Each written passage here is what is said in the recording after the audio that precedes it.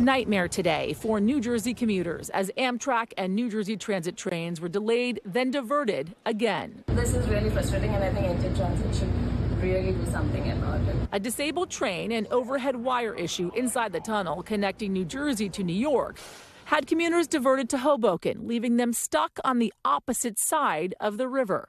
The 8th largest economy in the world, and you can't get people to and from in a consistent manner without hours-long delays. So it's a real economic problem. Amtrak telling NBC News crews worked quickly to resolve the issue, and it's working with its partners at NJT to investigate the cause. On May 21st, almost the identical issue with riders experiencing long delays and diversions. The governor, Phil Murphy, outraged over the latest example of crumbling infrastructure impacting his state, sending a letter to Amtrak calling for immediate improvements. You start out your day already going to work, and it creates this extra stress on you. Every day I say to my husband, what is the adventure on New Jersey Transit today? New Jersey Transit not responding to our request for comment, but highlighting on its website that 89.5% of its trains are on time. And it comes just weeks before a 15% fare hike scheduled to kick in July 1st. A huge part of the problem is New Jersey Transit, a regional commuter system transporting almost 650,000 people every weekday, sharing a tunnel under the Hudson River with Amtrak's Northeast Corridor, which it touts as the nation's most traveled railroad. It breaks down. And it has delays, and it's slow. I mean, even on a normal day, a 35-minute commute is really 50 minutes, right? And that's got to stop.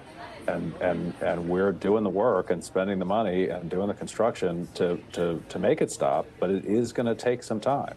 Stephen Sigmund with the Gateway Development Commission working on an expansion project to build another tunnel to alleviate congestion, saying the build will cost $16 billion and will not be completed until 2035. This has been a project that's 30 years in the making, and it has been stopped too many times because of politics, frankly. There was a planned earlier expansion quashed by then New Jersey Governor Chris Christie in 2010, citing ballooning costs. New Jersey's current governor slamming that decision on Meet the Press just last year. The biggest policy mistake of the past 50 years in New Jersey was his decision to cancel the predecessor to this project. We reached out to Murphy's office for comment on today's delays, but did not hear back. Then in 2020, New York Governor Cuomo accused then President Trump of playing politics when he yanked funding on the tunnel expansion. But the administration said, quote, it did not meet the requirements in law. Either way, the build was set back even further. You just want to get home. You want to get home to your kids. You want to get home to walk your dogs. Now commuters here in New York and New Jersey caught up in a political infrastructure nightmare with real consequences in one of the biggest cities in the world.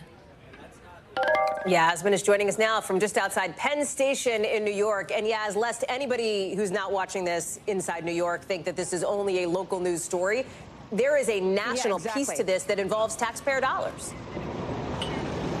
There is. So we talked about the Gateway project, right? You just heard about that, costing $16 billion. $12 billion of that is federal funding, federal aid. $4 billion is in loans. So folks at home, right, that don't live in New York, New Jersey area, they're asking the question of why. Why $12 billion of federal funds is actually being given to this expansion. It's because 20%, Hal, right, of the GDP of this nation comes from this city. It comes from New York City. It comes from commuters walking through the very doors behind me, right? People are commodities. People are part of this economy. Just one little tidbit, Hal, I want to leave you with when it comes to some of these delays that we were taking a look at.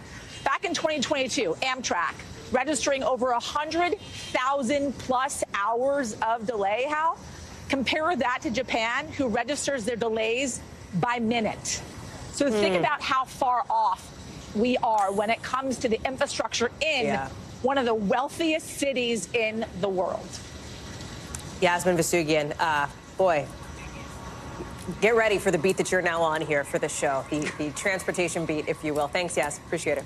Thanks for watching. Stay updated about breaking news and top stories on the NBC News app or follow us on social media.